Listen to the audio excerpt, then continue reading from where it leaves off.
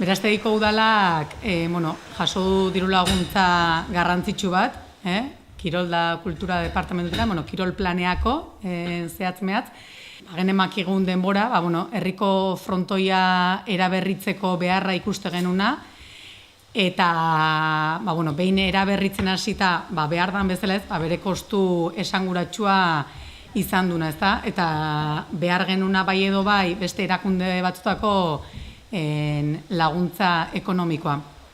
Ikusi genunen, Kirol plan honen diru laguntza atera zala, ez genuen dudaikin ez da aurkeztu beharra geneukala, eta batez ere gaina foru aldundian apostua izan delako eraberritzea, ez da? Eraikuntza berrik babestea baino eraberritze lan batzuk izatea lagunduko zituztenak, eta orduan ikuste genuen klabea zala ez da gutzako.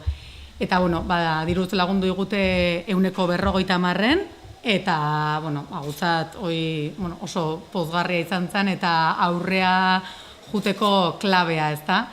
Eta, hasi genitun lanak, 2018ako diru laguntza bat, 2018 zehar ejekutatzekoa, hasi genitun maiatzan edo, eta gaur-gaurkoz bukatzeko daude, eta, epe motzea, eta ikasturte berriai beira, ekipamendu berritu bat izango deu, erosogoa, irisgarritasun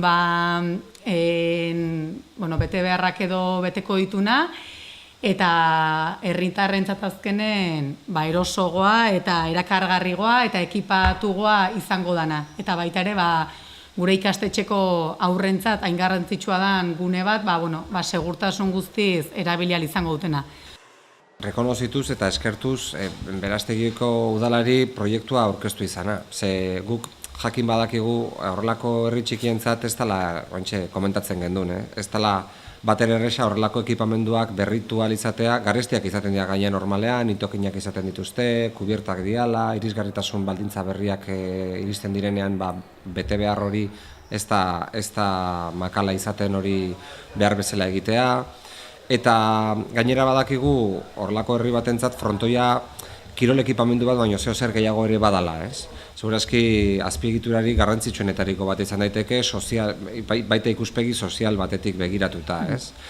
Eta guk eskartzen duguna da, udalerri txikiek baita ere lehen estea beraien aurrekontuetan jakinda zerrolako aurrekontu txikiak dituzten, beraiek ere, zuek ere esfortzu handia egiten duzuelako, ez? Guretzat agian ez da hainbesteko esfortzua, gure plangintza hontan 4 urteko plangintza da, kirol ekipamenduak berritzeko, batez ere frontoiak, baina baita ere futbol zelaiak, polikiroldegiak, eta gure irizpidea izan da, batez ere ekipamendu berriak egin baino lehenago, dauzkaguna ondo mantendu, konpondu, eraberritu, zabaldu kasu batzuetan, eta 11 milioi euro 4 urtetan inbertituko ditugu Gipuzkoa osoan.